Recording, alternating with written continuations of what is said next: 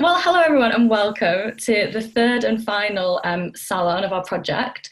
I'm just going to give a brief introduction to Decorating Dissidence as a project overall, and then we'll explain a little bit about Dada and then introduce our speakers for tonight, who we're so excited and thankful to have with us. So Decorating Dissidence started in 2017 as an interdisciplinary project exploring the political, aesthetic and conceptual qualities of craft from modernism to the contemporary. We seek to bring together art practitioners, makers, curators, activists and academics to break down disciplinary boundaries and find new ways to critically engage with art history. We hope to open up a space between modernism as a sort of behemoth and the contemporary as another one, to sort of look into the intersections of how craft can operate outside of traditional art history boundaries. And anything else that you should know? We have a blog and we're always looking for contributors. We love to collaborate, so if anyone has any projects that fit broadly within craft and the decorative, please do get in touch. And yeah, I'll pass on to Susanna. Or Lottie, I can't remember. So it's been a long day. Pass on to Lottie. As Jay said, this is the final salon of our current project, Take Dada Seriously, It's Worth It, which has been funded by guest projects and a public engagement grant from Queen Mary University of London. Through this project, we aim to celebrate Dada's anarchist spirit and the way it used art to attack nationalism, capitalism and corrupt institutions. But more importantly, we want to challenge Dada to critique its violent appropriation of non-Western art forms and the extent that Dada artists perpetuated sexist and racist stereotypes. Take Dada Seriously explores how we can harness Dada's radical energy in a way that amplifies a wide range of voices and perspectives. It asks how we can re-radicalize Dada's avant-garde strategies whilst holding to account its deep-rooted flaws, failings and harmful practices.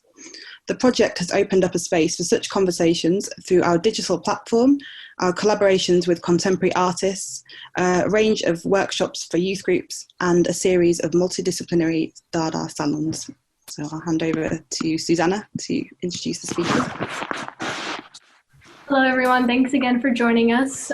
So this is our third and final salon, Destabilising the Archive, and it was inspired by really the biggest inspiration to the three of us for the project in general, Andrew Pendelton's Black Dada Reader, which is an assembled work of photocopies and texts from different artists, writers, poets, thinkers who influenced his broader idea of Black Dada, which influences all of his work.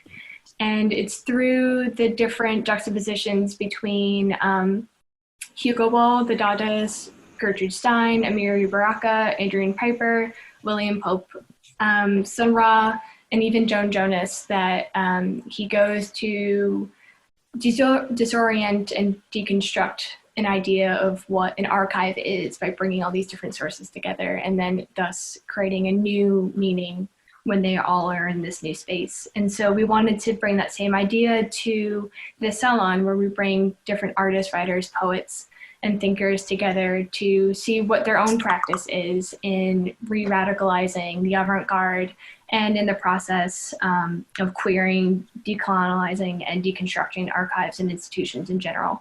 I'm going to introduce Khairani Barokka and Elisa Adami, who are right now residents at the UAL Decolonizing the Arts Institute, and they will be talking about their research.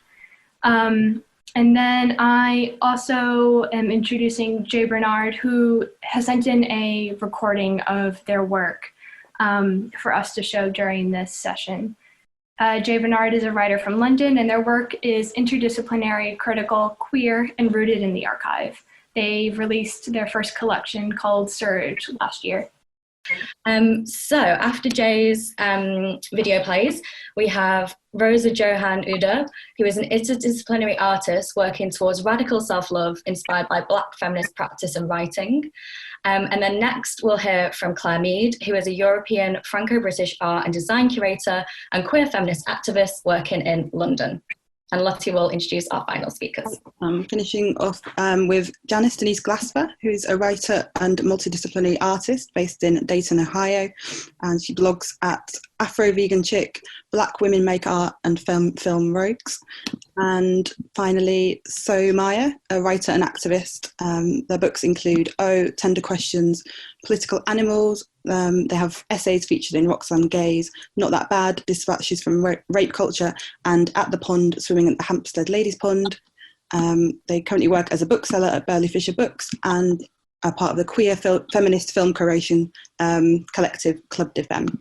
I was going to say as well, links to everyone's work is on the website page too, so please do explore and support everyone who's on the call.